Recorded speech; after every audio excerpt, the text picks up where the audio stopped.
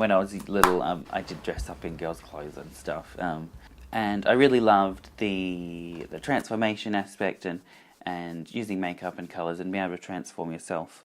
I always start with my eyes first. I do my eye makeup first normally.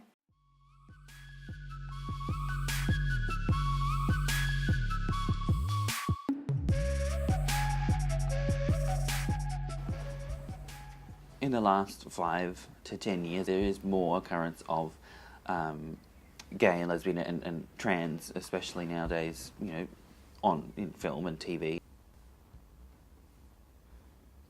People are knowledgeable of the fact that there is trans people. So, you know, people like Caitlyn Jenner and Laverne Cox. Before those kinds of people, then, you know, the majority of the public and society didn't know that they existed.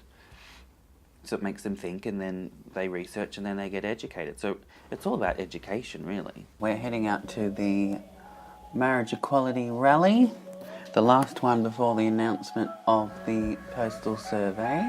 Drag and gay culture is sort of bleeding into the rest of society as we move forward. It's a good thing. Now there's bio queens or faux queens, so they're faux in the sense that they're actually real women dressing up as drag queens, and they're being more and more accepted. I designed the dress. You would think that being in a dress and dressed up and a wig, you would be self-conscious, like in public, but it makes me more confident and more like, you know, I don't give a shit what people think.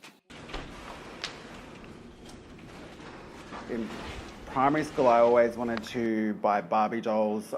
we'd go into toy stores and I would bypass the footballs and it'd be straight to the Barbie doll cabinet, you know, and I'd always want to have long hair.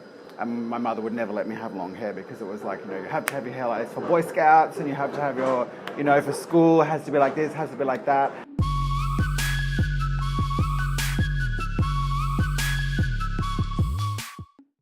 I was already getting teased for being feminine. I was very, very feminine through school, like my gestures, and my parents being in a small country town and very religious. But back then, we didn't have that thing of constantly on the television. There were a few people that walk around town that were obviously different, that would be dressing up like women and they were actually men.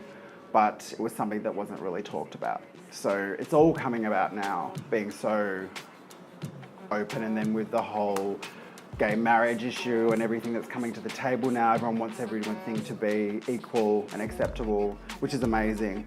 And I wish it had been like that when I was 9 years old. When I go out at night and I'm dressed like this, it's a different matter. It's almost like you have a curtain you can open and close. And I think that's one of the aspects I like about performance, but there is a deep down woman inside that's busting to come out, and I think that drag does give me that outlet, and I think a few other queens are probably feeling that as well.